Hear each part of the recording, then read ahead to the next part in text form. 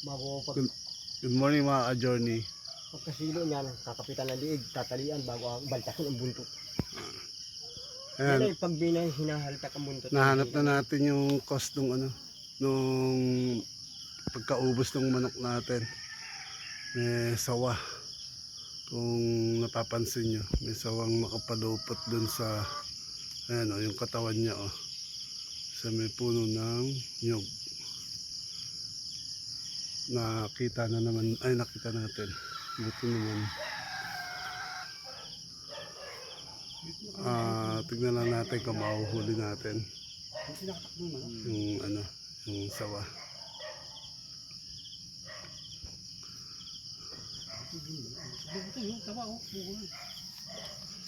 Kasi mapapansin nyo,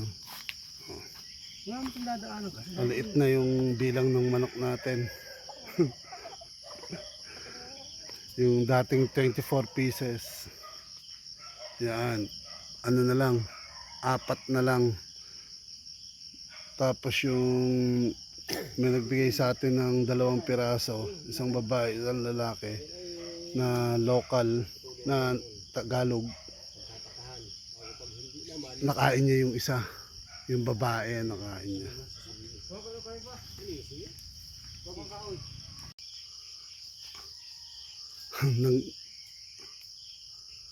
Nanggising tayo ngayon mga ka-journey. Alas 5:30 ng umaga na nakita natin yung tumisila. Nung bandang alauna medyo tahimik, ay maingay yung mga manok. Kaya tinignan. Tapos wala naman nakita. Ngayon lang natin mga alas 5 nakita itong ahas. Pero nakita na natin na wala yung isang babae na Tagalog. Ayun, nanggising tayo. Tinawagan natin yung kaibigan natin, si Brian sa si Danilo, para tulungan tayo hulihin yung sawa. Kasi wala tayong knowledge para dyan.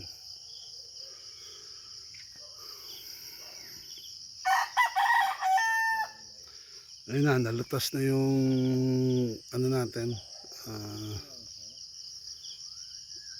issue natin kung bakit nauubos yung manok natin.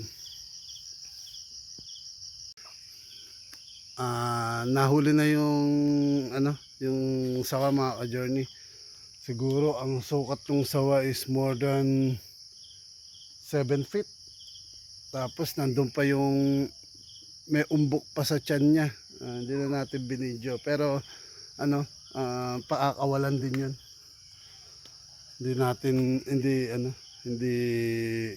wala man yung gagawin, pero paakawalan yun kasi bawal yung pumatay nung ganun.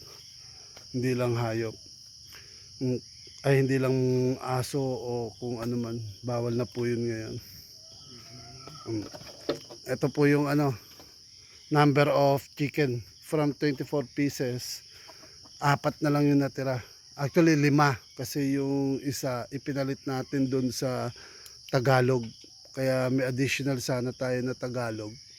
Isang lalaki saka isang babae.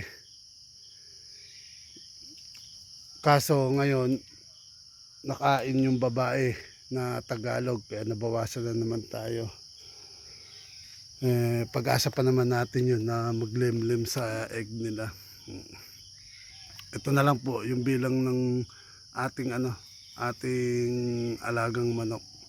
Sad to say, last time bayawak naman yung nakita ko na pumasok sa kulungan nila. Tapos ngayon sawa. So yun yung dalawang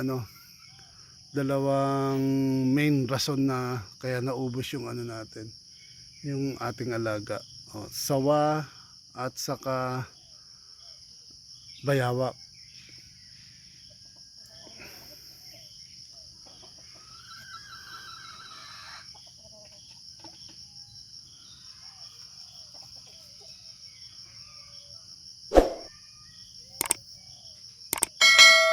Nakakalungkot kasi inilagaan natin yung manok tapos mauubos lang din. Pero at least napakain natin yung sawa ng ilang taon o ay ilang buwan. Kasi sabi naman nila dalawang buwan ay isang buwan. Pag nakakain na yung sawa isang buwan bago uli kumain yun.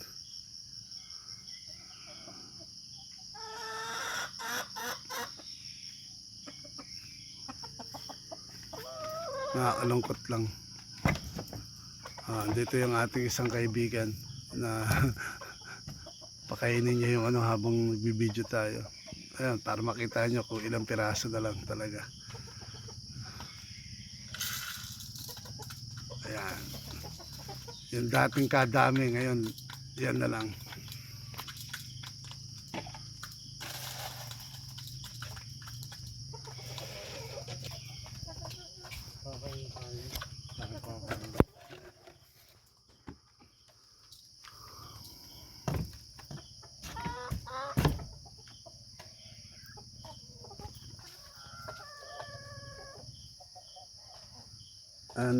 Nakakalungkot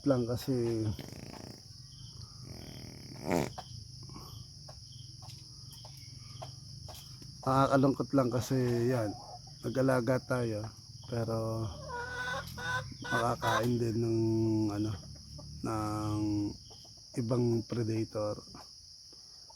So since wala silang kakayahan to defend themselves, kaya sila talaga yung prey.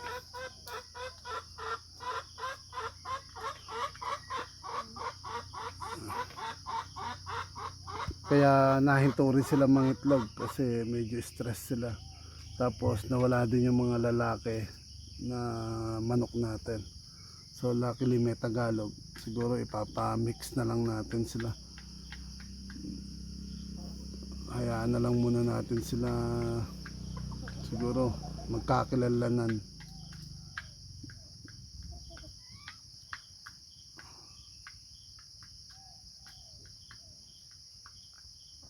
Kaya tingnan natin yung chances, yung pagkakataon kung madagdagan pa sila. Hanap tayo ng paraan, siguro bili tayo ulit. So ito yung isang way. Kaya nililinis na natin yung paligid ng kulungan natin. Yan, nililinis natin para mabugaw natin yung sawa o kung ano man. Kasi the more na matalahib yung paligid natin, talagang maraming sawa. Kaya lilinisin natin siya. Yan, medyo nakapagsimula na tayo. Yan, nabawasan na kahit papaano. I-clean up na lang natin ang todo. Yan, linisan natin to para mabugaw natin yung sawa. Kasi hindi natin alam, baka nandyan lang sa paligid. Kaya bugawin natin sila sa pamamagitan ng paglilinis ng paligid.